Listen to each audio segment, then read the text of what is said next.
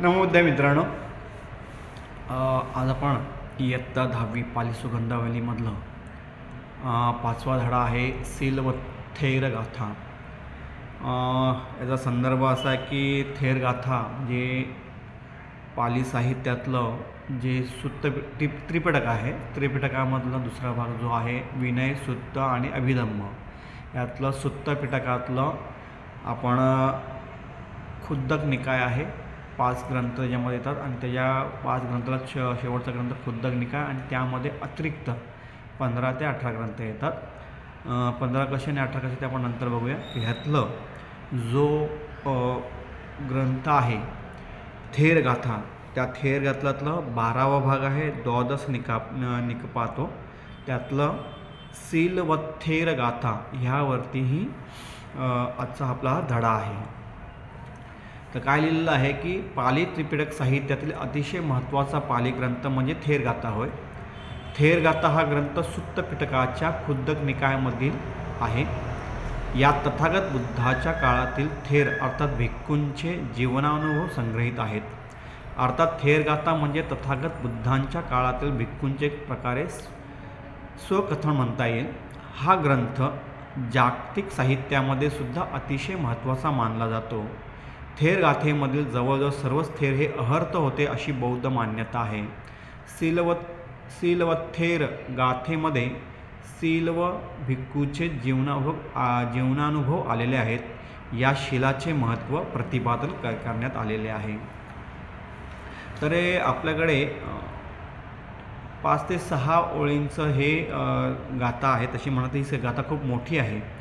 आपण संपूर्ण गाथा घेणार आहोत। 10वीच्यासाठी जेवढं महत्त्वाचं आहे तो पाठ घेऊन इतर जे अतिरिक्त जे आहे म्हणजे मोठी गाथा आहे सुत्त पिटकामध्ये आपण जर पाहिली तर तोही भाग आपण ह्याच्यामध्ये कवर करणार आहोत। 10वीच्या विद्यार्थ्यांपुरतं जेव्हा मी सांगेल की इथपर्यंत 10वीच्या विद्यार्थ्यांसाठी आहे, पुढे त्यांनी कंटिन्यू केलं नाही केलं तरी त्यांना कंटिन्यू केलं तर गुड, नाही केलं तरी काही प्रॉब्लेम नाही आहे। पण आपण ही संपूर्ण गाथा आपण अभ्यासणार आहोत। स्क्रीनवरती जे जे काही येणार आहे ते आपण सर्व नोट डाऊन करायचं आहे। मी जिथे सांगेल की पालीच्या म्हणजे 10वीच्या विद्यार्थ्यांपुरतंच ही एवढी गाथा आहेत तर तोपर्यंत विद्यार्थ्यांनी लिहून घ्यायची आहे। त्यानंतर नाही लिहिलं तरी काय तुम्हाला काही हे प्रॉब्लेम नाही होणार आहे। पण इतर जे विद्यार्थी आहेत, जे इतर अभ्यास करू इच्छितात आहेत, त्यांच्यासाठी लिहिणं गरजेचं आहे। तर आपण सुरुवात करतो आहोत। सील मेविध सिक्खेत अस्मिन् लोके सुशिक्षितं सीलं हि सर्वसंपत्तिं उपनायती सेवितं। म्हणजे सिक्खेत म्हणजे काय झालं, शिकलेला, सुशिक्षितं म्हणजे सुशिक्षित, आपण नेहमी म्हणतो सुशिक्षित आहे, हे शब्द इथून आलेला आहे सुशिक्षितं। उपनामेती म्हणजे जवळ करतो किंवा भेट घडून आणतो, अशा प्रकारचे सेवितं म्हणजे सेवा करतो, सोबत करता, अभ्यास करता असं आहे। सीलं म्हणजे शील किंवा सदाचरण। आपण काय अर्थ होणार आहे, सीलमेविध सिक्खेत अस्मिन् लोके सुशिक्षितं सीलं हि सर्वसंपत्तिं उपनायती सेवितं। म्हणजे या जगात माणसाने फक्त शीलाचा म्हणजेच नैतिक आचरणाचा किंवा सदाचाराचा सराव केला पाहिजे। कारण शील जेव्हा व्यवस्थित जोपासले आणि त्यात पारंगता मिळवली जाते तेव्हा ते सर्व प्रकारचे यश, सफलता तुम्हाला प्राप्त करून देते। सीलमेविध सिक्खेत अस्मिन् लोके सुशिक्षितं सीलं हि सर्वसंपत्तिं उपनायती सेवितं। या जगात माणसाने फक्त शीलाचाच म्हणजे नैतिक सदाचरणाचा आचरणाचा सराव केला पाहिजे। कारण शील जेव्हा व्यवस्थित जोपासले आणि त्यात पारंगता मिळू जाते तेव्हा ते सर्व प्रकारचे यश, सफलता प्राप्त करून देते। उदाहरण काय आपण घेऊ शकतो की पंचशील आपण जेव्हा त्याचं आचरण करतो तेव्हा आपलं मन शांत होते, समाधी व प्रज्ञा मिळवण्यास मदत होते। जो अंतिम मुक्तीसाठी आवश्यक आहे आर्य अष्टांगिक मार्ग, म्हणजे भगवान गौतम बुद्धांनी 4 आर्य सत्य सांगितलेले आहेत आणि त्या 4 आर्य सत्यातलं शेवटचं आर्य सत्य आहे की अष्टांगिक मार्ग सांगितलेला आहे, आर्य अष्टांगिक मार्ग। तो 8 प्रकारचा मार्ग 3 भागामध्ये डिवाईड केलेला आहे. शील, समाधी, प्रज्ञा अशा प्रकारे पहिल्या स्ट्रीममध्ये तुम्हाला जर आर्य अष्टांगिक मार्ग व्यवस्थित माहिती असेल तर पहिल्या शिलामध्ये येतं की सम्यक वाचा, सम्यक कर्मांत, सम्यक आजीविका. दुसरं आहे समाधी, सम्यक व्यायाम, सम्यक स्मृती, सम्यक समाधी. तिसरं आहे सम्यक दृष्टी, सम्यक संकल्प. म्हणजे हे आर्य अष्टांगिक मार्ग ह्या 3 भागामध्ये डिवाईड केलेला आहे. शील समाधीसाठी, समाधी प्रज्ञासाठी. तर अशा प्रकारचं हे पहिलं सांगितलेलं आहे की या जगात माणसाने फक्त शीलाचा म्हणजे नैतिक आचरणाचा सदाचाराचा सराव केला पाहिजे. का केला पाहिजे? कारण आपण जेव्हा आपलं शील व्यवस्थितपणे, शील म्हणजे आचरण आपलं जे आहे नैतिक आचरण आहे जे व्यवस्थित राहिलं तर आपल्याला सर्व प्रकारचे यश ते तुम्हाला सहाय्य करून देतात मिळवण्यासाठी. उदाहरण अजून घेऊया आपण चांगल्या पद्धतीने. जर आपण ऑफिसमध्ये किंवा कुठे कामामध्ये असो आणि प्रामाणिक काम करत असो, आपण चांगलं काम करत असो तर इतर लोक तुमच्यावरती विश्वास ठेवतात आणि तुम्हाला विश्वास ठेवतात. सोबत तुमचा बॉस कोण असेल, जो वरिष्ठ अधिकारी आहे तो तुम्हाला नोकरीमध्ये बढती किंवा बढती देऊ शकतो किंवा तुमचा जो काही व्यवसाय आहे त्याच्यामध्ये तुम्हाला यश मिळेल. उदाहरण घ्या की समजा एक चहावाला आहे, चहा टपरीवाला आहे. जर त्या ठिकाणी प्रामाणिकपणे तो चहा व्यवस्थित चांगला बनवतो असेल तर त्याची कीर्ती दूरवर पसरते आणि लोक तिथे हजारो तिथे येतात. आपण बरेच आजूबाजूला बघतो, हा चायवाला, तो चायवाला, तो चहावाला, म्हणजे वेगवेगळ्या ब्रँडचे चहावाले आहेत. आपण त्यांच्या ब्रँडच्या नावाने तिथे जातो आणि आपण ते चहा घेतो. तर तो चहा जर चांगला वाटत असेल, चांगला लागला तर आपण इतरांना सांगतो की ह्या ठिकाणी आपण जाऊया चहा पिऊया, ह्या ठिकाणी रेस्टॉरंटमध्ये जाऊया, ह्या ठिकाणी चांगलं जेवण भेटतं, आपण तिथे जाऊन आपण जेवूया. अशा प्रकारचं प्रामाणिकपणे जो काम करतो, शीलांचा योग्य वापर करून, आचरण करून तो काम करत असेल तर त्याच्या व्यवसायामध्ये त्याला यशच मिळेल. किंवा नोकरीच्या ठिकाणी तुम्ही प्रामाणिकपणे काम करा. सुरुवातीला तुम्हाला त्रास होणार आहे, नाही असं नाही आहे, पण जसं जसं तुमचं प्रामाणिकपणा लोकांना समजत जाईल तसं तसं लोक तुमच्यावरती विश्वास ठेवतात आणि तुम्ही काम करता. शाळेमध्ये पण तसंच आहे. विद्यार्थी जेव्हा प्रामाणिकपणे अभ्यास करतो, इतर टेवळ्या न करता अभ्यास करत असतो, तेव्हा जे शिक्षक आहेत ते सर्वांना समान लेखतात. पण काही वेळा असे काही विद्यार्थी असतात की त्यांना ते अधिक सांगण्याचा प्रयत्न करतात, जेणेकरून सांगण्याचा प्रयत्न करतात की हा असा नाही प्रॉब्लेम सॉल्व्ह करतो, तो अशा प्रकारे प्रॉब्लेम सॉल्व्ह करायचा. का? कारण ते प्रामाणिकपणे अभ्यास करतात म्हणून. अशा विद्यार्थ्यांना नेहमीच शिक्षक हे सहाय्यही करत असतात.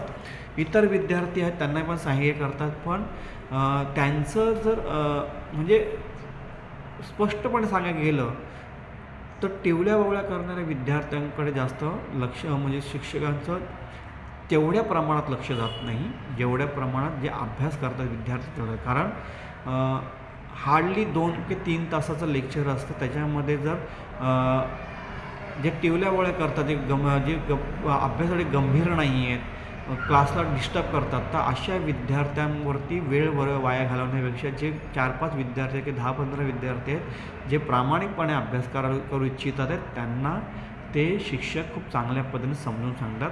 संपूर्ण वर्गाला सांगतात. ऐकणं ना ऐकणं त्या विद्यार्थ्यावरती आहे, पण जे प्रामाणिकपणे अभ्यास करतात ते बरोबर ऐकत असतात. त्यामुळे शिक्षकही अशा विद्यार्थ्यांसाठीच वर्गात जात असतो. तर अशा प्रकारे सील मे विद सिक्ख्यत हे पहिलं झालं. सीलं रक्षेय मेधावी पथयानो तयो सुखे पससं वित्तिलाभ च पेच्च सग्गे पमोदनं. रक्षेय म्हणजे रक्षण्यायोग्य, मेधावी म्हणजे प्रज्ञावान किंवा बुद्धिमान, पथयान म्हणजे इच्छिता किंवा कामना करता, वित्तिलाभ म्हणजे प्रीती आणि लाभ, पेच्च म्हणजे मरणोत्तर मृत्यूनंतर. काय याचा अर्थ होणार आहे? जो मेधावी म्हणजे बुद्धिमान आहे तो खालील 3 प्रकारे सुखांची इच्छा ठेवून आपल्या शीलाची काळजी घेतो, रक्षण करतो. जो मेधावी सील रक्षेय मेधावी पथयानो तयो सुखे. जो मेधावी बुद्धिमान आहे तो खालील 3 प्रकारच्या सुखांची इच्छा ठेवून पससंवित्ती लाभच पेच सगळे प्रमोदनन. इच्छा ठेवून आपल्या शीलाची काळजी घेतो किंवा रक्षण करतो. कुठले आहेत?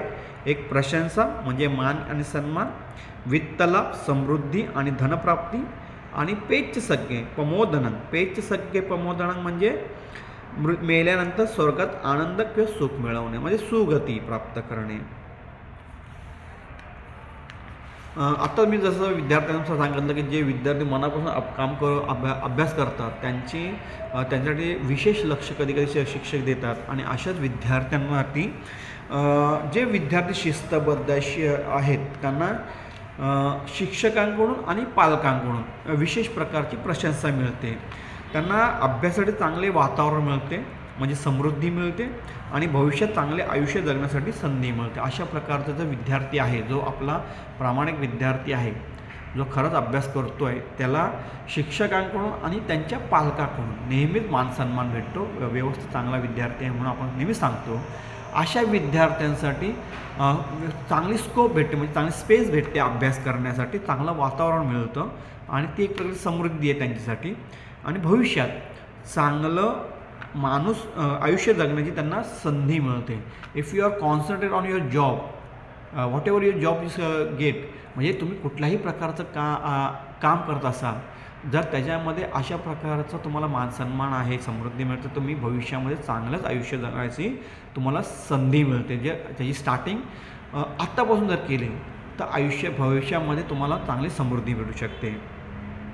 उदाहरणार्थ दुसरं घ्या आपण म्हणतो की सदाचाराने व्यक्तीला समाजात आधार मिळतो आणि चांगल्या कर्मामुळे पुढील जन्मीस त्याला सुगती प्राप्त होते. हे आध्यात्मिक प्राप्त आहे. तर काय सांगितलं आहे? सदाचार व्यक्ती म्हणजे कोण? जो व्यक्ती पंचशीलांचं आचरण करतो आहे, त्याच्या चालना, बोलण्यामध्ये, वागण्यामध्ये ते सर्व दिसून येते. अशा व्यक्तींचा नेहमीच आदर केला जातो, समाजामध्ये आदर केला जातो आणि त्यांनी जे चांगलं काम केलेलं आहे त्यामुळे त्यांना सुगती प्राप्त होते. तिसरं आहे सीलवाही बहुमित्ते संयमेगाधिगच्छति दुःशीलापनमित्तेहि धसते पापं आचरण. हे असं इथं लिहिलेलं आहे. पालीमध्ये असं आहे की सीलवाही बहुमित्ते संयमेनाधिगच्छति दुःशीलोपनमित्तेहि धसते पापमाचरण. आचरण असं त्याचा म्हणजे फोड केलेली आहे. पुस्तकामध्ये वेगळ्या पद्धतीने पाली कोटेशनमध्ये तुम्हाला वेगळं थोडंफार दिसेल. ती संधी असते एक प्रकारची, ते आपण नंतर शिकणार आहोत. काय सांगितलं याच्यामध्ये? सीलवा ही बहुमित्ते, शीलवान आणि सदाचारी व्यक्ती आपल्या संयमामुळे किंवा आत्मनियंत्रणामुळे खूप मित्र जोडते. या उलट दुःशील म्हणजे गैर सदाचारी, वाईट आचरणाची व्यक्ती वाईट कर्मे किंवा पाप केल्यामुळे आपले मित्र गमावते, त्यांच्यापासून दूर होते. जो सहकार्य म्हणजे कामाच्या ठिकाणी जर आपण पाहतो, जो सहकार्य शांत आहे, कामामध्ये नियमानुसार काम करतो, अशा व्यक्तीला सगळेच मदत करत असतात. पण जो सतत खोटे बोलतो किंवा चोरी करतो, दुसऱ्याचं काम स्वतःच्या नावाने खपवण्याचा प्रयत्न करतो, त्याला कोणी जवळ करत नाही, त्याला तो एकटाच पडतो. वर्गामध्ये पण तसंच आहे की जेव्हा तुम्ही खूप चांगल्या पद्धतीने इतरांशी वागता तेव्हा तुम्ही बरेच जणांचे मित्र तुमचे होतात. खास करून जेव्हा अभ्यासू विद्यार्थी असतात तेव्हा त्यांचं बरेच मित्रमंडळी असतात. पण त्याचवेळी अभ्यास न करणाऱ्या व्यक्तींचे जी मित्र असतात ते तात्पुरते क्षणाचे असतात. ते तेवढ्या काळापुरतीच जवळ येतात. पण जेव्हा परीक्षेचा काळ असतो तेव्हा ही मित्र दुरावतात, तुटतात ते. कारण ह्यांना माहिती असतं की हा मित्र ह्याच्याकडून आपल्याला काही लाभ होणार नाही आहे. जो काही लाभ होणार आहे म्हणजे अभ्यासासाठी तरी आपल्याला जो वर्गामध्ये अभ्यास करतो अशा विद्यार्थ्याला आपण जवळ घेणं गरजेचं आहे. अशा विद्यार्थ्याकडून तुमचं परीक्षापुरती तरी का होईना पण मित्रता व्हायला गरजेचं आहे. आणि तो जर मित्रता झाली तर तो तुम्हाला नक्कीच मदत करेल. कुठलाही प्रॉब्लेम असेल तुमच्याकडे आणि त्या जो अभ्यासू विद्यार्थी आहे त्याच्याकडे जर तुम्ही गेलात आणि त्याला सांगितलं की माझा असा प्रॉब्लेम आहे, तो नक्कीच तुम्हाला सॉल्व करण्यासाठी प्रयत्न करेल किंवा मदत करेल. पण जर तोच प्रॉब्लेम तुम्ही तुमच्या वाईट मित्राकडे घेऊन गेलात आणि त्याला जर काही येत नसेल तर तुम्हाला काय सांगणार? 10वीचं वर्ष आहे, महत्त्वाचं वर्ष आहे. त्यामुळे मित्रता कोणाशी असावी आणि कोणाशी नसावी हे तुम्हाला खूप चांगल्या पद्धतीने समजलं पाहिजे. सेम जेव्हा आपण नॉर्मल आयुष्यामध्ये असतो, जे व्यक्ती आहेत आपल्या नॉर्मल आयुष्यामध्ये, आपण तिथेही पाहतो की जे संयमी आहे, शांतपणे आहेत, अशा लोकांचे बरेच मित्र असतात. पण जो उद्धट आहे, जो खोटं बोलतो, सतत खोटं बोलतो, जो प्रामाणिक नाही आहे, अशांचे कोणीही मित्रता नसते, त्याला तो एकटाच असतो. तर इथे हे सांगितलेलं आहे, अवन्नंच अकितिंच सुदुस्सिलो लभते नरो वन्नं कित्तिं पंससंच सदा लभती सीलवा. म्हणजे ज्या माणसाचे शील वाईट असते त्याला अपमान आणि बदनामी मिळते. या उलट जो शीलवान असतो त्याला नेहमी चांगली प्रतिष्ठा, मान सन्मान आणि प्रशंसा मिळते. म्हणजे मगाचं उदाहरण आपण पाहिलं की शाळेत आपण ते बघतो की जे सेम आता मगाचं उदाहरण तेच आहे की जो विद्यार्थी आहे तो चुकीचं वागतो आहे, नेहमीच वर्गामध्ये चुकीचा वागतो आहे, वर्गामध्ये, शाळेमध्ये किंवा आपल्या परिसरामध्ये जिथे तो राहतो त्या ठिकाणी जर तो चुकीचा वागत असेल तर त्याला नेहमीच काय म्हणणार की हा टपोरी आहे, याला हे फालतू पोरगा आहे, याला काय उपयोग नाही आहे, मुलगा किंवा मुलगी दोन्ही पद्धतीने, तर ह्यांचा काय उपयोग नाही आहे, हे काय करणार नाही, अशा प्रकारचं त्याची नेहमीच बदनामी होत असते आणि त्यामुळे त्यांच्या आईवडिलांची बदनामी होते. पण त्याच ठिकाणी जर एखादा विद्यार्थी खूप चांगल्या पद्धतीने काम करत असेल, अभ्यास करत असेल, तर त्याची नेहमीच प्रशंसा आजूबाजूचे पण करतात, वर्गात करतात, शाळेत करतात, उलट मान सन्मान त्याला दिला जातो. तर हे इथे सांगितलं की अवन्नंच अकितिंच दुस्सिलो लभते नरो वन्नं कित्तिं पंससंच सदा लभती सिलवा. म्हणजे सिलवान व्यक्ती सीमित असते. घ्या तुम्ही उदाहरण इथेच घ्या की तुमच्याकडे जर एखादा आता जनरल उदाहरण घ्यायला गेलं तर की एखादा सर शीलवान भिक्खू आहे तर त्याची आपण नेहमीच प्रशंसा करतो. पण जर तो भिक्खू शीलवान नसेल तर आपण त्याची प्रशंसा करत नाही, मान सन्मान देत नाही. दुसरं उदाहरण असं आहे की जे बौद्धाचार्य आहेत की जे विधी जाणकार आहेत की विधी जे करतात, आपल्या कार्यक्रमामध्ये येऊन विधी करतात, जे कोणी आहेत, बौद्धाचार्य, भटजी आहे, पुरोहित आहेत, जे कोण आहेत, जर ते त्यांच्या भाषेमध्ये म्हणजे ते जे सांगतात आहे त्यानुसार आचरण करत असतील तर त्यांचं नेहमीच मान सन्मान होतो. पण जर ते आचरणच करत नसतील, त्यानुसार वागतच नसेल तर त्यांचा कोण मान सन्मान करणार, कोण त्यांना जवळ घेणार आहे, कोण त्यांचा प्रतिष्ठा मिळणार, त्यांना कीर्ती लावणार आहे, त्यांची दुःस्थिती होणार. त्यांना बाहेर कुठे गेलं की हा बौद्धाचार्य, हा पुरोहित, हा ब्राह्मण, हा असा हे असा अमका ठमका जो कोण आहे, जो समाजामध्ये सांगतो की मी खूप मोठा शीलवान, मी असं सांगतोय, पण काहीच नाही आहे, तर अशा व्यक्तींना नेहमीच लोक पाठीमागून वाईटच बोलणार आहेत. पण जर तोच व्यक्ती जसं सांगतोय तसं वागतोय, म्हणजे तथागतम, जिथे बोलतो तसं जसं वागतो, जसं चालतो तसं वागतो, तसं बोलतो तसं वागतो, असा व्यक्तीचा नेहमीच मान सन्मान केला जातो. आपण पाली गाथांचा अर्थ घेतो आहे. आज 2600 वर्ष झाले तथागत बुद्धांना आपल्यातून निघून गेल्यानंतर, किंवा त्यांचे जो भिक्खू संघ होता तोही आपल्याकडून निघून गेलेला आहे. पण तरीही आजही त्यांची कीर्ती कंटिन्युअसली आपण गातच आहोत की असे व्यक्ती अशा प्रकारचा भगवान बुद्ध झाले, सम्राट अशोक झाले, छत्रपती शिवाजी महाराज झाले, बाबासाहेब झालेले आहेत, गाडगे महाराज झालेले आहेत, बरेच उदाहरण संत तुकाराम आहेत. बरेच साहित्यामध्ये आपल्याला यांचं प्रशंसा दिसते आजही, कारण त्यांनी तशा प्रकारची कामं करून गेलेले आहेत. म्हणून आपण काय मगाशी बोललो की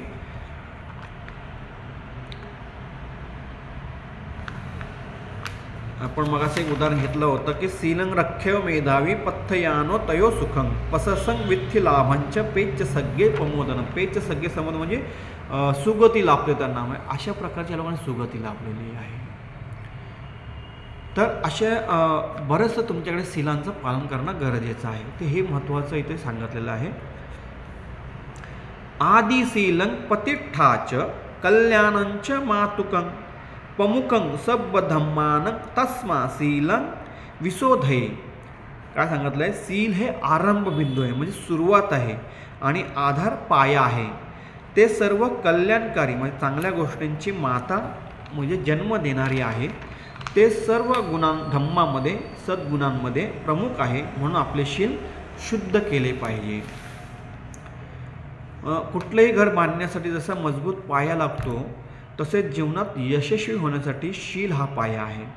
शील शुद्ध असल्याशिवाय समाधी आणि प्रज्ञा या पुढील टप्प्यांची प्रगती करणे अशक्य आहे. थोडा शील म्हणजे काय हे समजू. आपण नेहमी बोलतो की पंचशील आहे. पाणातिपाता वेरमणी सिक्खापदं समादियामि, आदिन्नादाना वेरमणी सिक्खापदं समादियामि, कामे सुमेच्च चारा वेरमणी सिक्खापदं समादियामि, मुसावादा वेरमणी सिक्खापदं समादियामि, सुरा मेरय मज्जपमादठाणा वेरमणी सिक्खापदं समादियामि. हे पंचशील आहे जे सामान्य लोकांनी जे घर सोडून जाऊ शकत नाही किंवा अनागामी होऊ शकत नाही अशा व्यक्तींना हे पंचशील दिलेत आणि त्यांचं जो आचरण करतो त्यांना उपासक आपण म्हणतो. पाणातिपाता काय म्हणजे जीव हत्या करणार नाही आहे, कोणाचीही त्यांच्यापासून दूर राहणार आहे. अदिन्नदाना चोरी करणार नाही, त्यापासून दूर राहणार आहे. कामे सुमिचार म्हणजे व्यभिचार करणार नाही, त्यापासून दूर राहणार आहे. मुसावादामध्ये चार येतात. म्हणजे खोटं बोलणार नाही आहे, चहाडी चुगली करणार नाही आहे, व्यर्थ बडबड करणार नाही, कोणाला दुखेल असं बोलणार नाही आहे. सुरामेरय मज्जपमाद ठाणा म्हणजे जे मादक पदार्थ आहे त्यांचं सेवन करणार नाही आहे, आळस करणार नाही, अशा प्रकारचं पंचशील आहे. आणि हेच पंचशील जर आपण जर पाहिलं तर संविधानामध्ये हे पंचशील अंतर्भूत आहेत. जर तुम्ही कोणाची हत्या केली तर तुम्हाला अटक होणार आहे, शिक्षा होणार आहे. चोरी केली तरी अदिन्नदान केले तर चोरी आहे. कामे सुमेच्छता केलं म्हणजे व्यभिचार केलं, एक बायको असून दुसऱ्या बाईबरोबर संसार केला किंवा वेगळं काय केलं तर तुम्हाला शिक्षा होणार आहे. मुसावादा खोटं बोलण्यामुळे पण कुठे कुठे फसतो आपण. म्हणजे त्याच्यामध्ये व्यर्थ बडबड करतो आपण शाळेमध्ये वर्गामध्ये किंवा इतर ठिकाणी व्यर्थ बडबड करतो किंवा इतर जे ठिकाण आहे फरुस वाचा, पुन्हा दुखवेल असं म्हणजे मोठ्याने बोलणं, हे सगळं त्याच्यामध्ये आलं. सुरामेरय मज्जपमाठाणा म्हणजे मादक पदार्थ वगैरे. एक लिमिटच्या बाहेर जर तुम्ही गेला तर तुम्हाला पोलीस पकडून घेऊन जातात. त्यासाठी पण तुम्हाला लायसन्स पाहिजे. दारू पिण्याचं लायसन्स असेल तर तुम्ही ती एक लिमिट ठेवलेली आहे. तर अशा प्रकारचं जर तुम्ही आचरण नाही केलं तर तुम्हाला प्रॉब्लेमच होणार आहे. हे इथे सांगितलं की हे मेन शील आहेत. तुमचा मेन पाया तो शीलावरती अवलंबून आहे. जर तुम्ही भगवी वस्त्र परिधान करून खोटं बोलत असाल तर तुम्हाला कोण जवळ करणार आहे. जर तुम्ही भगवी म्हणजे कुठलेही वस्त्र परिधान म्हणजे जे तुमच्या धार्मिक रूढीनुसार काशाय वस्त्र बोलण्याचा अर्थ माझा काशाय वस्त्र जर आपण भिक्खू संघाबरोबर म्हणून काशाय वस्त्र पेहना किंवा व्हाईट कपडे जे घालतात विधी करते, सफेद लेंगा असतो, सदरा लेंगा असतो किंवा व्हाईट कपडे असतात, असे कपडे का घालतात त्यामागचं कारण असं आहे की डागवरहित जीवन जगणे. आता अशी ही कल्पना आहे. तर शील हे खूप महत्त्वाचा पाया आहे, बेस आहे. इथूनच तुम्हाला समाधीमध्ये पुक्त व्हायचं, त्यानंतर सपय्या तुम्हाला प्राप्त होणार आहे. पय्या म्हणजे प्रज्ञा म्हणजे ज्ञान. तर भगवान बुद्धांनी ह्याच पायरीचा उपयोग करून निब्बाण प्राप्त केले होते, अरहंत प्राप्त झाले होते. वेलाच संवरं शीलं चित्तस्य अभिहासनं तिथंच सब्बबुद्धानं तस्मा शीलं विशोधये. म्हणजे शील हे मर्यादा आणि संयम देते, ते मनासाठी आनंद देणारं आहे, ते सर्व बुद्धांनी ओलांडलेला घाट आहे. म्हणून आपण आपले शील शुद्ध केले पाहिजे. शील हे म्हणजे तुम्हाला कुठल्या लेवलपर्यंत कुठपर्यंत बोलायचं आहे, कुठे थांबायचं आहे, कुठे नाही थांबायचं, हे सगळंच तिथे समजते. कुठपर्यंत आपल्याला जायचं आहे, कुठपर्यंत थांबायचं आहे, हे इथे शिकवलं जातं शीलामधून. एक गोष्ट आहे की शील सांगितलेलं आहे की एकदा बोधिधम्मो जपानमध्ये गेले होते, चीनमध्ये गेले होते. तिकडच्या राजाने म्हणजे असं आपण मगाशी बघितलं की शिलामुळे त्यांची कीर्ती सगळीकडे पसरते, दूरवर पसरते, असं आपण मगाशी बघितलं. तर अशी कीर्ती ह्या त्यांची पसरली होती. तर ते जपानमध्ये काय चीनमध्ये एक्झॅक्टली मला आता आठवत नाही आहे, तिकडच्या राजाला ते खूप आवडलं होतं. ते यावे आपल्या राज्यामध्ये, त्यांनी आपल्याला धम्म सांगावा, अशा प्रकारे ते विनंती करतात आणि बोधिधम्म तिथे पोचतात. आता राजा आहे तो सगळ्यांना सांगतो की आता बोधिधम्म आपल्याला असं मनामध्ये विचार करतो की बोधिधम्म आपल्याला आता धम्म प्रवचन करण्यानंतर कमीत कमी 1 तास 2 तास ते इथे आपल्याला सांगतील. मग तेव्हा त्या पुरतरी तो सर्वांना सांगतो की मला आता वेळ नाही, मी जे काय आहे की 2 तासानंतर तुम्ही या, आपल्या प्रधानांना सांगतो. बोधिधम्म जातात, तिथे सगळं राजवाडा भरलेला आहे. राजवाड्यामध्ये ते उभे राहतात. त्यांना विचारलं जातं की भगवान बुद्धाने तुम्हाला काय शिकवलं. बोधिधम्म सांगतात की सब पापस्स अकरणं कुशलस्स उपसंपदा सचित्त परियोदपणं एतं मंगल उत्तमं. आणि बोधिधम्म थांबतात. तो राजा विचारतो बस एवढंच धम्म. हो, बोधिधम्म बोलतात हो एवढंच धम्म भगवान बुद्धाने सांगितलेलं आहे. सब पापस्स म्हणजे अकरण म्हणजे जे चुकीचं आहे ते न करायचं, कुशल धर्माचा तुम्ही संचय करायचा, हाच भगवान बुद्धांचा मार्ग आहे. तो राजा म्हणतो की हा एवढा सोपा धम्म आहे, हे तर 5 वर्षाच्या मुलाला पण समजेल. बोधिधम्म म्हणतात की हो महाराज, हे 5 वर्षाच्या मुलालाही समजेल, पण 50 वर्षाच्या वयोवृद्धाला पण ते आचरण करण्यास खूप कठीण आहे. का कठीण आहे? कारण त्याच्याकडे शीलाचा बेस नाही आहे. जर तुमचा शीलाचा बेस कॉन्क्रीट असेल, एकदम ठाम असेल, बेस असेल, तर तुम्ही पुढे आयुष्यामध्ये जाऊ शकता. आत्ता जर तुम्ही मेहनत घेतली, आत्ता जर तुम्ही शाळेमध्ये वर्गामध्ये कुठेही शिलांचं पालन केलं, जे सर सांगतात आहेत त्यानुसार तुम्ही म्हणजे शिक्षक सांगतात आहेत त्यानुसार तुम्ही चाललात वागलात, तर तुमचा बेस आत्तापर्यंत होईल. आणि भविष्यामध्ये 12वी आहे, 15वी आहे, जो तुम्हाला काही निर्णय घ्यायचा आहे तो तुम्ही घेऊ शकता, इफ युअर शील म्हणजे तुमचं शील ताब्यात असेल तुमच्या. तर हे इथे सांगितलेलं आहे की आपण वाहतुकीचे नियम पाहतो. वाहतुकीचे नियम का असतात की आपला अपघात होऊ नये, कुठेही हे त्रास होऊ नये, यासाठी वाहतुकीचे नियम असतात. पण आपण सर्रास ते तोडतो आणि कुठे कुठे आपला प्रॉब्लेम होतो. आता लाईट रेड आहे तरी पण आपण सिग्नल जंप केला तर पुढे आपल्याला जाऊन पोलीस पकडतात. भरधाव वेगामध्ये गाडी आहे तर भरधाव गाडीमध्ये अचानकपणे ब्रेक लावला तर आपली गाडीचा प्रॉब्लेम होऊ शकतो, कुठेही गाडी ठोकू शकते, अपघात होऊ शकतो. ह्यासाठी हे नियम बनवलेले आहेत. हे शीलांचा एक प्रकारचे नियम आहे. ते का तर तुम्हाला संकटापासून वाचवण्यासाठी हे नियम आहेत. एक प्रकारे शील आहे, आचरण आहे. तर त्यासाठीच व्हायला पाहिजे. कारण हे जर ट्रॅफिक नियम नाही बनवले तर तुम्ही तुमच्या कसेही चालणार आणि तुम्हाला दुःख होईल, अपघात होईल, लाईट सिग्नल जंप केल्यामुळे तुम्हाला फाईन बसेल. तर अशा प्रकारे होऊ नये म्हणून तुमचा प्रवास उत्तम चांगला व्हावा यासाठी हे नियम बनवले. त्यासाठीच हे अशा प्रकारचं आपल्याला शील सांगितलेले आहे. तर 10वीच्या विद्यार्थ्यांपुरतं ह्या गाथा एवढ्याच आहेत. म्हणजे आत्तापर्यंत जेवढ्या आपण 6 गाथा ज्या म्हणालो आपण त्या सर्व 10वीच्या विद्यार्थ्यांपुरतंच होतं. तर आता ह्या पुढे त्या पुढच्या ज्या गाथा आहेत त्या त्यांनी ऐकल्या तर खूप छानच आहे, त्यांच्यासाठीच आहे आपल्याला हे लेक्चर. पण इतर ह्या पुढचं लिखाण त्यांनी केलं तर वेल अँड गुड, नाही केलं तरीही चालेल, असं काही नाही आहे. मी तुम्हाला ते नोट्स पाठवून देईल. पण ह्या पुढची जी गाथा आहेत ह्या सीलवत्त थेर गाथामध्ये ते आपण अभ्यासतोय आता. सीलं बलं अपट्टिमं सीलं आबुधु उत्तमं सीलमाभरणं सेठ्ठं सीलं कवचमभूतं. म्हणजे सील हे अतुलनीय अद्वितीय शक्ती आहे. शील हे सर्वोत्तम शस्त्र आहे. शील हे उत्कृष्ट आभूषण आहे. शील हे आश्चर्यकारक कवच आहे. म्हणजे तुम्ही जेव्हा कुठे काही कराल, शील हे खूप महत्त्वपूर्ण ह्यासाठी सांगितलेलं आहे. ती एक शक्ती आहे. उदाहरण घ्या की तुमच्या हातामध्ये एक सॉर्ड आहे, तलवार आहे, आणि तुमच्याकडे जर सील असेल तर तुम्ही एखाद्या राज्याचे सैनिक आहात, तर तुम्ही ते देश वाचवण्यासाठी त्या तलवारीचा वापर करू शकता. उदाहरण घ्या, छत्रपती शिवाजी महाराजांचं उदाहरणच घ्या. त्यांनी हातामध्ये शस्त्र का घेतलं की त्यांना जे अन्यायकारक शासन होते त्यांच्या विरोधात त्यांना लढण्यासाठी त्यांनी शस्त्र हातात घेतले.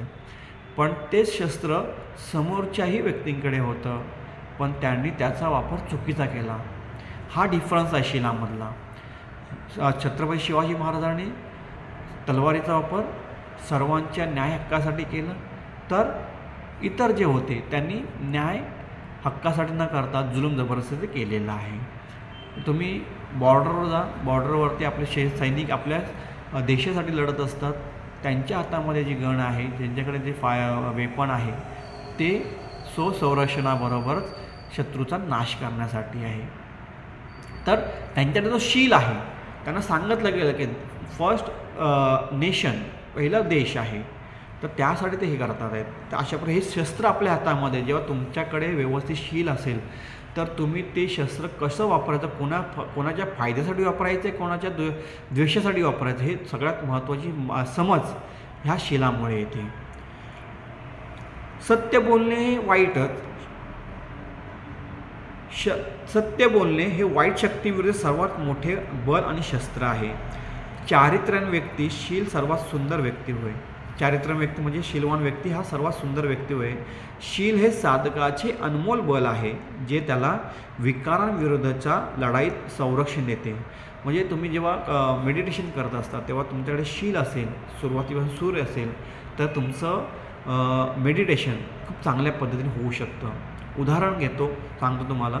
जेव्हा आपण मेडिटेशनला बसतो तेव्हा आपल्याला काम विकार खूप जास्त प्रमाणात, कामाचा मार, काम विकार हा जो आहे, जो त्याचा मारा तुमच्यावरती मनावरती सातत्याने होत असतो, ते सुरमेरय मध्यपमद ठाणा ह्या शिलाचा आपण योग्य पद्धतीने कामे सुमेचे चारा वेरमणी सिक्खापदं समाधी ह्या शिलाचा आपण योग्य पद्धतीने उपयोग आचरण न केल्यामुळे आपल्यावरती हा भार पडतो, अतिरिक्त भार पडतो. किंवा इतर जे आहेत की मुसावादा आहे किंवा अदिन्नादान आहे, आपण इथे बसतो मध्ये हे करतो, पाणातीपात आहे, हे सर्व शिलांचं जेव्हा आपण आचरण करू तेव्हा जेव्हा आपण मेडिटेशनला बसू तेव्हा त्यांचा जो इतर मार असतो आपल्या अंगावर, आपल्यावरती हेवी होऊ इच्छितो, तो लांब जातो जर शील तुमचं परिपक्व असेल तर.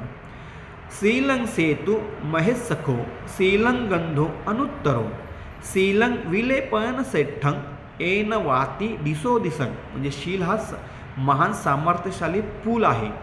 शील हा अनुपम सुगंध आहे. शील हे सर्वोत्तम लेप, सुगंधित तेल आहे, ज्यामुळे ते सर्व दिशांना पसरते. आता आपल्या घरामध्ये आपण अगरबत्ती प्रज्वलित करतो. जेव्हा पाहतो तेव्हा आपण अगरबत्ती प्रज्वलित करतो, कारण आपली एक श्रद्धा आहे की आपण श्रद्धा असल्यामुळे आपण अगरबत्ती. पण त्याचा खरा अर्थ काय आहे की आपला जो परिसर आहे, म्हणजे आपलं जे घर आहे ते सुगंधित असावं, अशा प्रकारचं आपल्याला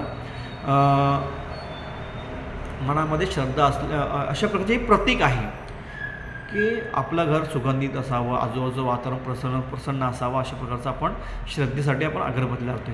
पण तुम्ही समजला का त्याच्या मागचं प्रतीक काय आहे? अगरबत्ती का लावली जाते? अगरबत्ती लावण्याचं खरं कारण असं आहे की त्याच्या मागचं प्रतीक असं आहे की अगरबत्ती जरी स्वतः जळत ती इतरांना सुगंध दिली जाते, तसा शीलवान व्यक्तीही असाच असला पाहिजे.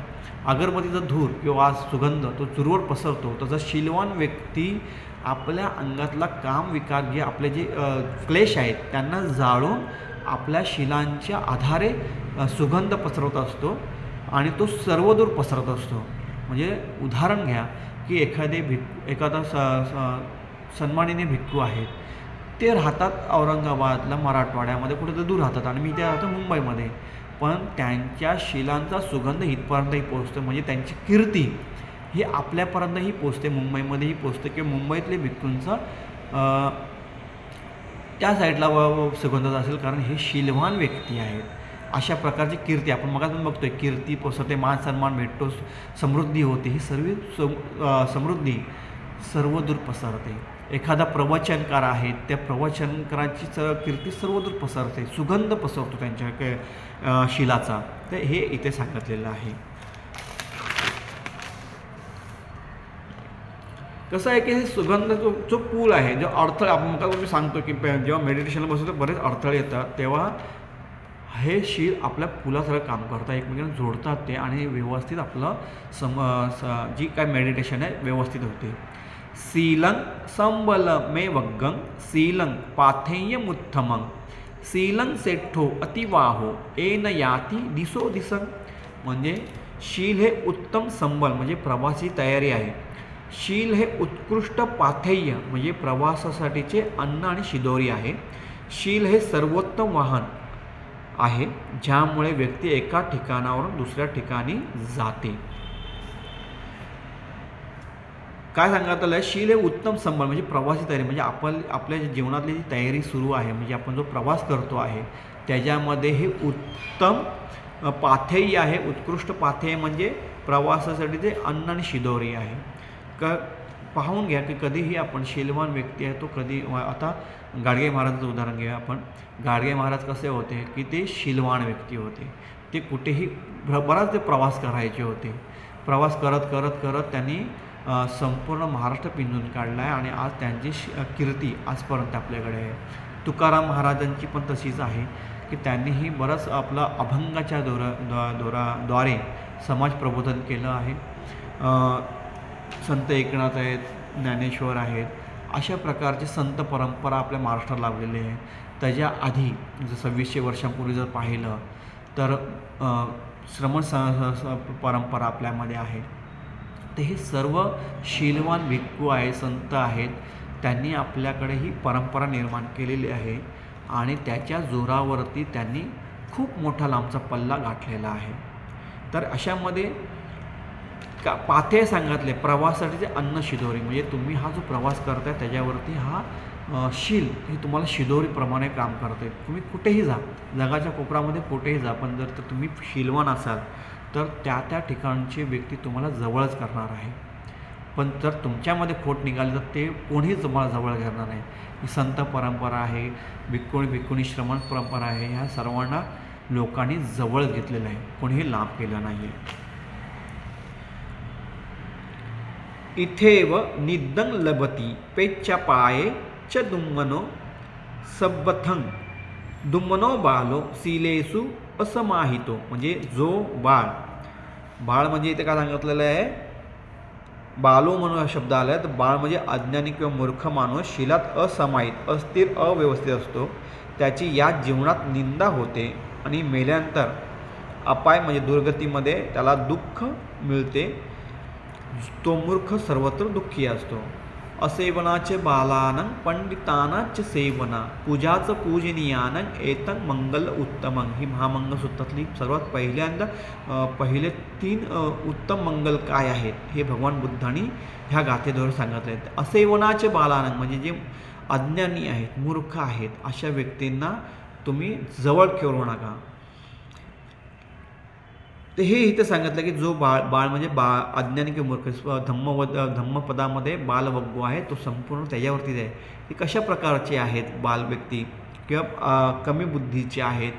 कमी बुद्धीचे म्हणजे आपण त्यांना बोलू शकत नाही की जे हँडिकॅप आहेत अशा लोकांना नाही म्हणत. म्हणजे मेंटली हँडिकॅप असतात त्यांना आपण नाही बोलत आहोत. जे खूप चांगल्या पद्धतीचं जीवन जगतात आहेत म्हणजे स्वतःला दिसायला चांगले दिसत आहेत पण आपलं वर्तणूक चुकीचं ठेवतात आहेत, आपलं आचरण चुकीचं ठेवतात आहेत. जे बुद्ध धम्म संघाप्रती श्रद्धा नाही आहे, जे कोणाबद्दल श्रद्धा नाही आहे, कोणाबद्दल मान सन्मान नाही आहे, जे आपल्या धुंदीमध्ये आहेत अशा व्यक्तींना अज्ञानी किंवा मूर्ख समजलेले आहेत. जे तुमच्या जे तुमच्या मार्गामध्ये सतत व्यत्यय आणतात आहेत, जे तुमच्या शीलवान आचरणामध्ये व्यत्यय आणतात आहेत अशा व्यक्तींना इथे बाल सांगितलेलं आहे, मूर्ख व्यक्ती सांगितलेलं आहे. असा व्यक्ती कधीही शीलामध्ये स्थिर नसतो, तो अस्थिरच असतो. म्हणजे हे कर ते कर ते कर हे करते कर हे त्याचं चालूच असतं आणि त्याची जीवनामध्ये म्हणजे लोक बरेचदा त्याला निंदाच करत असतात, टीका करत असतात त्याच्यावरती. आणि जेव्हा त्याचं कारण सतीमध्येच नाही आहे, जो सतीमध्ये असतो ज्याचं सतीमध्ये असतो तो सुगतीमध्ये जाऊ शकतो आणि जो सतीमध्ये नाही आहे तो दुर्गतीमध्ये जातो. असं एक विधान आहे ते तिथे सांगितलेलं आहे. सीले पेच्या पायेच दुम्मनो म्हणजे मेल्यानंतर अपायमध्ये म्हणजे दुर्गतीमध्ये जातो आणि त्याला दुःख दुम्मनो मिळते. तोच मूर्ख सर्वत्र दुःखीच असतो.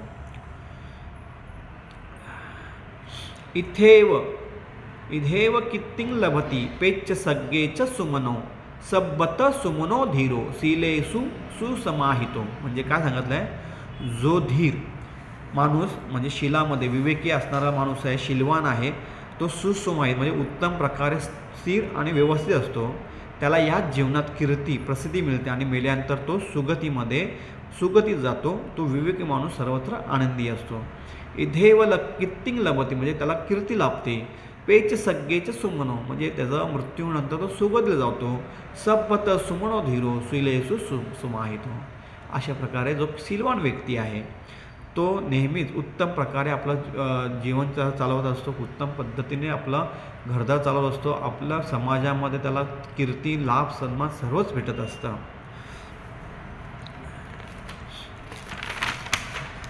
शीलमेव इद अग्गं पय्यमा पन उत्तमो मनुष्येषु च देवेषु पय्यानतो जयती.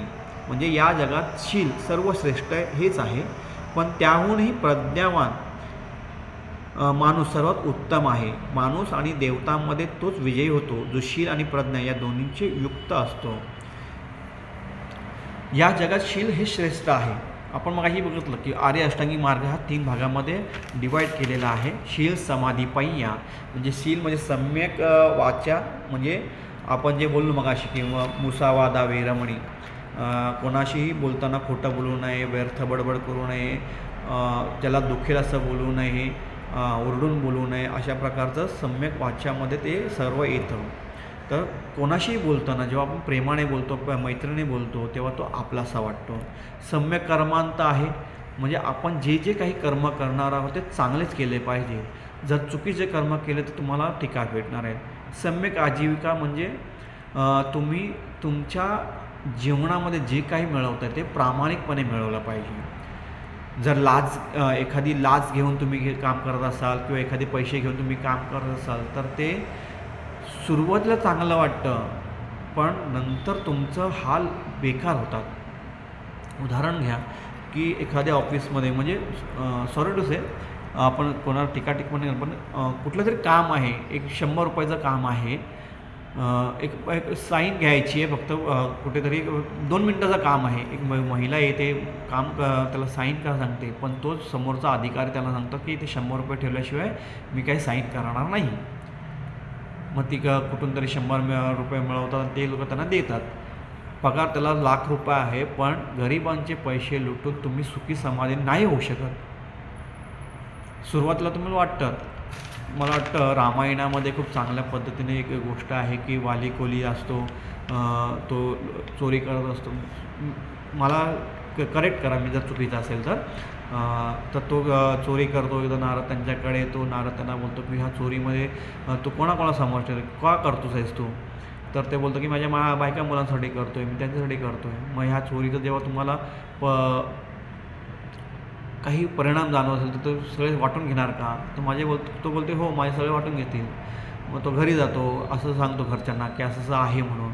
ते बोलतात की आम्ही काय तुझ्या ह्याच्यामध्ये काय सहभागी नाही आहेत, आम्ही आमचं हे करत आहे. तो त्या गोष्टीतून दुरा होतो. तर अशा प्रकारचं आहे. सॉरी मी चुकीचं बोलत असेल तर, कारण मला एक्झॅक्टली आठवत नाही. आता थोडं आठवलं म्हणून सांगितलं की तुम्ही तुमच्या परिवारासाठी जर ते चोरी करत असाल म्हणजे लाच घेत असाल तर ते तुमच्या ह्याच्यामध्ये सहभागी नाही आहेत. तुम्हाला त्याचं दुष्कर्म भेटणार आहे. म्हणून सांगितलं आहे की सम्यक आजीविका सांगितले भगवान बुद्धांनी, ज्याच्यामुळे लोकांची हानी होणार नाही, कोणालाही त्रास होणार नाही, अशा प्रकारची तुमची आजीविका असली पाहिजे. समाधी आहे, सम्यक व्यायाम आहे, सम्यक स्मृती आहे, सम्यक समाधी आहे. याच्यामुळे सांगितलं आहे की प्रत्येक काम करताना तुम्हाला उत्स्फूर्त असली पाहिजे, तुमच्याकडे ती ताकद असली पाहिजे. व्यायाम म्हणजे तो व्यायाम नाही की जो आपण करतो, पण कुठलंही काम करताना उत्स्फूर्तपणे काम केलं पाहिजे. एकदा काम हातात घेतलं तर शेवटपर्यंत ते केलं पाहिजे. सम्यक स्मृती सांगितले म्हणजे सम्यक सती आहे ती, काही काम करताना तुम्हाला जागरूक अवस्थेमध्येच काम केलं पाहिजे. आणि सम्यक समाधी आणि सम्यक समाधीमध्ये फरक आहे. तो कसला समाधी आहे? बगळ्याने लावलेली समाधी म्हणजे तो पाण्यामध्ये उभा राहतो आणि तो समाधी लावतो, एक प्रकारे कॉन्सन्ट्रेशन करतो आणि त्याचं काय ध्येय असतं की ते मासा तोकडून पकडायचा चोचीने, ह्यासाठी तो समाधी लावतो. पण इथे सांगितलं सम्यक समाधी, कुशल चित्ताची समाधी म्हणजे तुमचे जे चित्त आहे, मन आहे, त्याच्यावरती तुम्हाला कॉन्सन्ट्रेट करायचं आहे. मग अशी आपण बोललो की जेव्हा आपण मेडिटेशनला जातो तेव्हा काम भाव आपल्यावरती हावी असतो. ते सर्व दूर करण्यासाठी ही समाधी आहे. प्रज्ञा आहे म्हणजे हे सर्व केल्यानंतर, या दोन्ही बाजू केल्यानंतर तुम्हाला प्रज्ञेमध्ये तुम्ही जाता, सम्यक दृष्टी होते, सम्यक संकल्प होतात. तर हे याने तुम्हाला प्रज्ञा उत्पन्न होते, ज्ञान उत्पन्न होतं. आणि जर ह्या सर्व गोष्टी तुमच्यामध्ये असाल तर भगवान काय सांगितलं आहे की प्रज्ञावान माणूस सर्वात उत्तम आहे. प्रज्ञावान माणूस सर्वात उत्तम का आहे? कारण आपण मगाशी पाहिलं तलवारीचं उदाहरण. जर चांगल्या व्यक्तीच्या हाती असेल तो चांगलं करेल, पण जर वाईट व्यक्तीच्या हातामध्ये असेल तर तो चुकीचंच करणार आहे. म्हणून शील प्रज्ञेसाठी आवश्यक आहे.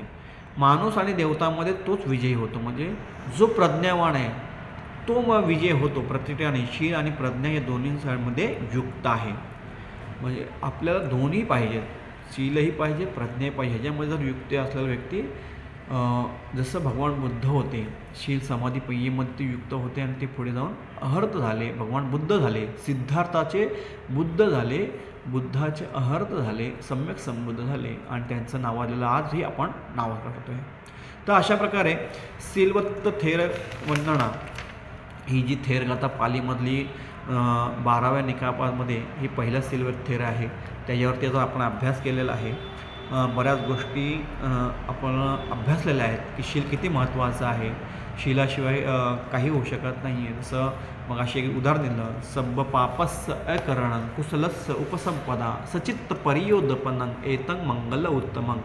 हे का सांगण्याचं कारण आहे की सांगण्यासाठी खूप सोपं आहे. राजा काय बोलतो की हे 5 वर्षाच्या मुलाला पण समजेल, पण उत्तर काय भेटतं, 5 वर्षाच्या मुलाला समजलं तरीही तो 50 वर्षाचा जो व्यक्ती आहे त्याला ते आचरणात खूप कठीण आहे. आणि हेच आपल्याला करायचं, ते आचरण आणायचं आहे. आचरण आणल्यानंतर आपण बऱ्याच गोष्टींपासून, जे वाईट प्रवृत्ती आहे त्यांच्यापासून दूर जातो आणि आपण आपलं जीवन सुखी समाधी करतो. आपलं नेहमीच जो शीलवान व्यक्ती आहे त्याची कीर्ती सर्व दुर्दशी अगरबत्तीचा सुवास हा सर्व बाजूने पसरतो, तसंच त्या शीलवान व्यक्तीचाही कीर्ती सर्व बाजूने पसरते. अशाच प्रकारची मंगलभावना तुमच्या सर्वांच्या प्रती व्यक्त करतो. आपलंही जीवन अगरबत्तीच्या जो धूर निघतो, जो सुवास आहे, गंध आहे, त्या गंधानुसार सर्वीकडे चहुदूर पसरावा, अशा प्रकारची भावना व्यक्त करून आपल्या सर्वांच्या प्रती मंगल व्यक्त करतो. आपला हा 10वीचं लेक्शन झालं, पण सोबत इतरही ती कथा खूप म्हणजे गाथा मोठी असल्यामुळे ह्याच्यामध्येच कवर केलेली आहे. आय होप आपल्याला हे सर्व समजलं असेल. जर समजलं असेल तर आपला हा माझा जो उपक्रम चालू आहे, जो पाली भाषा सर्वांना समजली पाहिजे. त्रिपिटकामध्ये जे काय काय लिहिलेलं आहे ते सामान्य लोकांनाही समजलं पाहिजे. हा जो मी उपक्रम सुरू केला आहे त्यासाठी आपण जर आपल्याला आवडत असेल तर चॅनल लाईक करा, व्हिडिओ जास्तीत जास्त शेअर करा आणि चॅनल सबस्क्राईब करायला विसरू नका. आणि सगळ्यात महत्त्वाचं कमेंट करायला विसरू नका, जेणेकरून मला अधिक सोप्या पद्धतीने किंवा इतर चांगल्या पद्धतीने सांगण्यासाठी उत्तेजना भेटेल. आपल्या सर्वांच्या प्रती पुन्हा एकदा मंगल व्यक्त करतो. इथेच थांबतो. नमो बुद्धाय.